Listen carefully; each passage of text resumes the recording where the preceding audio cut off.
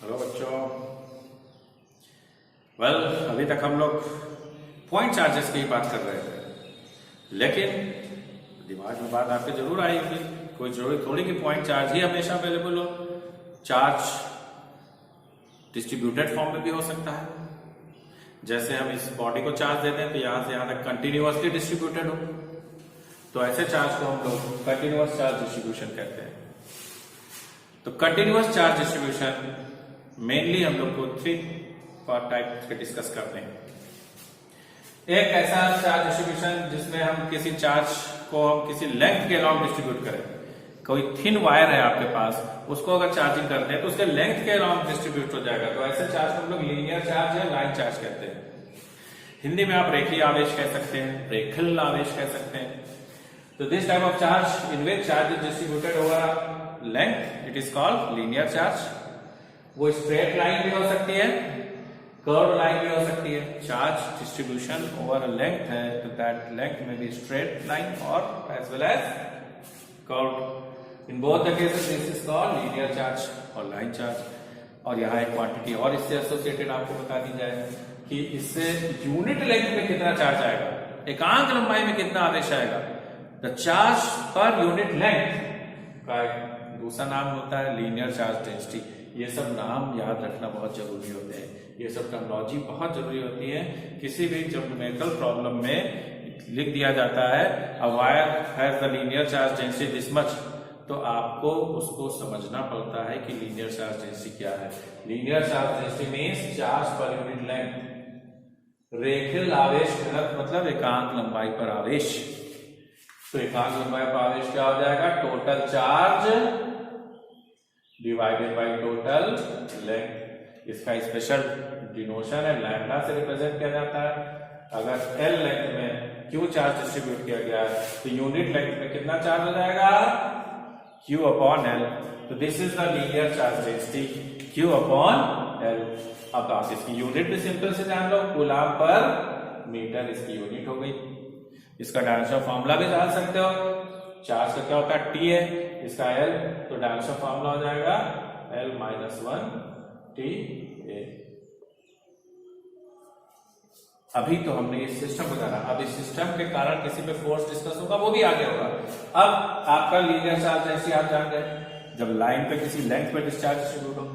अब अगर चार्ज किसी सरफेस पे डिस्ट्रीब्यूट हो, जैसे देखिए बोर्ड है सरफेस एरिया, और फिर चार्ज है तो charge will be distributed over its whole surface area. अगर चार्ज उसके सरफेस एरिया पे डिस्ट्रीब्यूट होता है तो ऐसे चार्ज को हम लोग सरफेस चार्ज कहते हैं, हिंदी में पृष्ठ आवेश कहेंगे। और इससे एसोसिएटेड क्वांटिटी आप क्या जानोगे, surface charge density. Charge per unit surface area, unit surface area में जितना चार्ज होगा उसे हम उस सरफेस का क्या कहेंगे, charge, surface charge density. In the same way it will be equal to charge upon surface area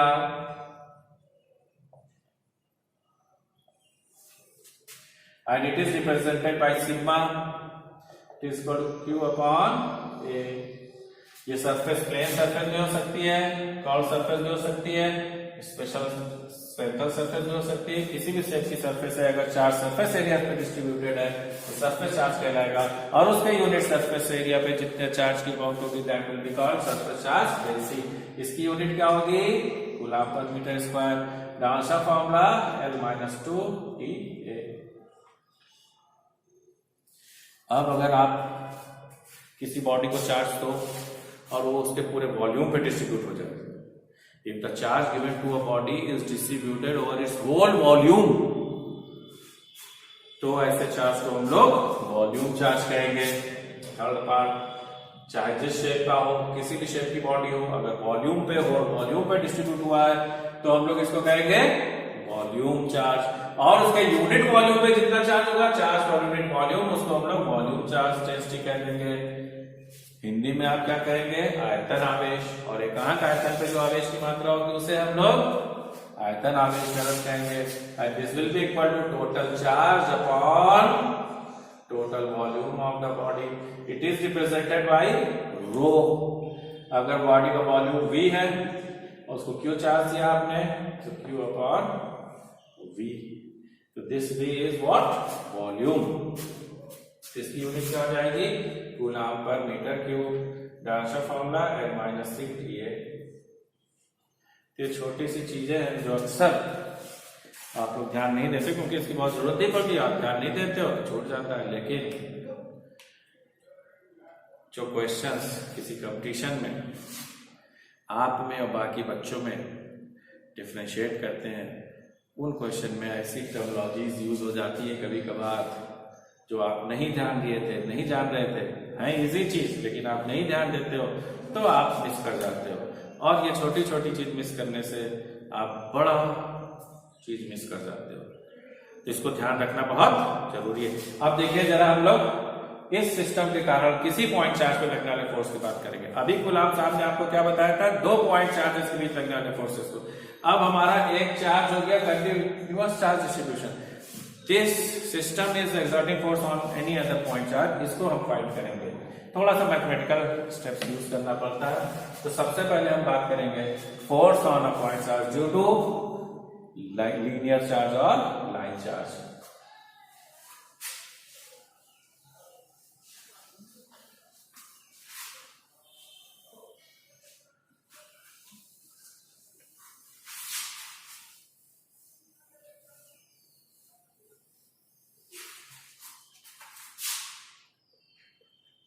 Force on point charge due to a line charge। एक लीनियर चार्ज है, उसके कारण किसी पॉइंट चार्ज को लगने वाला force. Suppose this is the system linear charge and you are given its linear charge density. इस wire के यूनिट लेंथ पे कितना चार्ज है यू आर नोन। अब हम लोग चूंकि force is a vector quantity और हम लोग को जो कूलम्स लॉ मालूम है उसी को अप्लाई करना है। कूलम्स लॉ तो 2 पॉइंट चार्जेस के बीच में है, लेकिन यहाँ तो आपको इस चार्ज Q0 पर जिस सिस्टम के कारण फोर्स निकालना है। तो how to apply coulomb's law? तो आपको इस बड़े से सिस्टम को infinite number of point charges के रूप में कंसीडर करना पड़ेगा। ये मैथमेटिकल स्टेप्स है। इंटीग्रेशन का यहीं से शुरुआत होती है कि जब एक बड़ा सिस्टम है उसको छोटे छोटे पार्ट में आप इंडिविजुअली डिस्कस करिए और फिर उसको सबका अलग अलग इफेक्ट यहाँ पर आए और उसको फिर हम एज ए होल इंटीग्रेट कर दें, तो आप लोग इंटीग्रेशन का यूज यहाँ करना पड़ेगा। तो थोड़ा सा चूंकि force is a vector quantity तो हमको इनके पोजीशंस की भी बात करनी पड़ेगी, डायरेक्शंस की भी बात करनी पड़ेगी। तो हम इस सिस्टम का एक छोटा सा एलिमेंट, क्योंकि हमें तो पॉइंट चार्ज लेना, तो इस सिस्टम का एक बहुत ही छोटा सा एलिमेंट चूज करते हैं। ये इतना छोटा एलिमेंट है जिसपे चार्ज है वेरी स्मॉल dq, इसकी लेंथ है dl। यूनिट लेंथ में अगर लैम्डा चार्ज है तो dl लेंथ में कितना चार्ज होगा? dq की वैल्यू क्या होगी? Lambda into dl। Unit length में लैम्डा चार्ज है तो dl लेंथ में कितना चार्ज होगा? Unit length charge into length. तो इसकी पोजीशन आप सपोज कर लीजिए वेक्टर r है, इसकी पोजीशन सपोज कर लो वेक्टर r0। तो this small section is exerting a force on this is इसी तरह से ये एलिमेंट यहाँ हो सकता था, यहाँ हो सकता था, कहीं हो सकता था, उसके कारण फोर्सेस आप लगाते तो उसका डायरेक्शन कुछ डिफरेंट होती। तो एक छोटे से एलिमेंट के कारण फोर्स निकालकर इसी तरह सारे एलिमेंट के कारण फोर्स निकालेंगे और उनको आपस में क्या कर देंगे? इंटीग्रेट कर देंगे। तो force on Q0 by small element dF is equal to 1 upon 4 pi epsilon 0 k into Q0 into dQ upon ये डिस्टेंस तो ये है इनके बीच की। तो इस डिस्टेंस को आप लोग कुछ इमेजिन कर लो, सपोज कर लो this distance is taken as r, हम इस डिस्टेंस को r1 ले लेते हैं and this is direction is this, तो ये vector r is directed around this. तो आप याद करिए वेक्टर फॉर्म में कूलम्स लॉ हम लोग डिस्कस कर चुके हैं, आप पुराने वीडियोस में जाएंगे तो आपको ये मिलेगा r³ इंटू वेक्टर r। आप पॉइंट यूनिट वेक्टर फॉर्म में भी लिख सकते थे, आप यहाँ r² कर दो और ये यूनिट वेक्टर कर दो। अब देखिए dq को आप क्या लिख सकते हो, ऊपर से 1/4πε0 के into Q0 into lambda dl। अब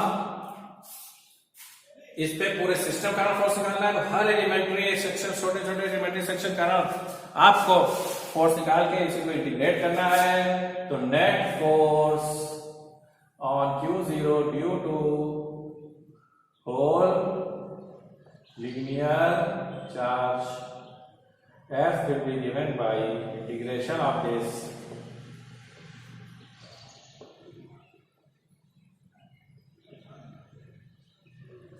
और जब आपको कोई स्पेशल क्वेश्चन दिया होगा तो स्पेशल शेप होगी, स्पेशल डायमेंशंस होंगी, इनकी स्पेशल पोजीशंस होंगी, तो आप फिर इस इंटीग्रेशन की लिमिट ले लोगे, और जब इंटीग्रेशन की लिमिट ले लोगे तो आसानी से सॉल्व हो जाएगा। ऐसे देखने में तो आपको टफ लग रहा है, लेकिन जब ये सिचुएशन गिवन होगी आप लोग के लेवल पर, तो वो लिमिट प्रॉपर लिमिट्स होंगी और आप उसको आसानी से सॉल्व कर सकते हो, सिंपल इंटीग्रेशन से सॉल्व कर सकते हो। तो दिस इज, आप चाहो तो जो कांस्टेंट चीज है उसको बाहर ले लो और बाकी अंदर छोड़ दो, नहीं तो ऐसे भी छोड़ सकते हो। तो this is the force on a point charge due to line charge. In the same way, we can find force on a point charge due to surface charge as well as due to volume charge. Let us see, due to surface charge. Suppose we take a surface here. We take a surface here. This is surface charge, and this surface density is sigma, and we have to take a small element. This is small area element. And charge on this will be, अगर इसका area आप dA suppose कर लो, तो charge will be equal to sigma dA। Unit area पे sigma charge है, तो dA area पे कितना चार्ज होगा, sigma dA। We have taken a small elementary area, its area is dA, तो charge will be sigma into dA। Positions are shown in the figure. In the same way, force on Q0 due to this small elementary area will be this, given by this vector form of Coulomb's law. By this here you will have to put value of in form of sigma. In this way we can write simple, एक दूसरे की तरह है, इसीलिए मैंने इसी के साथ बताया कि आपको समझने में आसान हो। आपको कूलम्स लॉ अप्लाई करना है। कूलम्स लॉ में तो पॉइंट चार्ज के बीच लगता है फोर्स, यहाँ पर एक हमारा डिस्ट्रीब्यूटेड चार्ज है। डिस्ट्रीब्यूटेड चार्ज को हम infinite number of point charges में चूज करना पड़ता है। तो जो स्मॉलेस्ट सेक्शन देते हैं, जिसको पॉइंट चार्ज देते हैं, उसे एलिमेंट कहते हैं। अगर वो लेंथ पे लिया है तो एलिमेंट्री लेंथ हुई, अगर वो सरफेस पे लिया है तो एलिमेंट्री सरफेस हुआ, और वही वॉल्यूम पे लेंगे तो एलिमेंट्री सेक्शन होगा, एलिमेंट्री वॉल्यूम होगा। अब हम निकालेंगे force on a point charge Q0 due to volume charge. Suppose कर लो ये आपका वॉल्यूम चार्ज है, इसकी डेंसिटी वॉल्यूम डेंसिटी है, रो है। हाइट इसका एक छोटा सा एलिमेंट्री वॉल्यूम हमने ये लिया है, इसका वॉल्यूम dV है, तो इसके इस छोटे dV वॉल्यूम पर रो इंटू dV चार्ज होगा। यूनिट वॉल्यूम पे अगर रो चार्ज है तो dV वॉल्यूम कितना होगा, रो इंटू dV होगा। तो ये हो गया।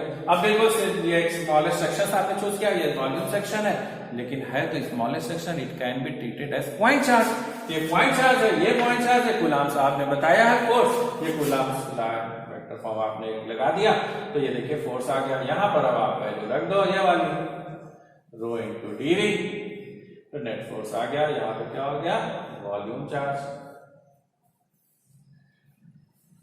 Rho into dV। अगर हम फिर से बता दें, अगर आपको स्पेशल फिगर दी गई होगी तो उसकी स्पेशल पोजीशंस होती हैं, आपको उसकी लिमिट्स मालूम होगी, आप आसानी से इंटीग्रेट कर सकते हो। तो आई होप ये सेक्शन अभी आपको समझ में आ गया होगा। इसके लिए जो बच्चे बायो के हैं उनको थोड़ा सा ध्यान रखना पड़ता है, इंटीग्रेशन करना होगा। तो आप इंटीग्रेशन, बायो वाले बच्चे तो इंटीग्रेशन देख के डर जाते हैं, और बहुत से मैथ्स वाले बच्चे भी अभी तक इंटीग्रेशन नहीं पढ़े होते हैं, तो वो भी देख के डरने लगते हैं। लेकिन डरने की चीज नहीं है, क्योंकि ये टॉपिक यहाँ पर था, इसलिए आपको यहाँ बताया गया है। प्रॉपर लिमिट्स होंगी तो उसको हम लोग सॉल्व कर लेंगे, और जब भी ऐसा कोई क्वेश्चन आएगा तो आपको पूरा एक्सप्लेन करके सॉल्व किया जाएगा। ऑल द बेस्ट बच्चों।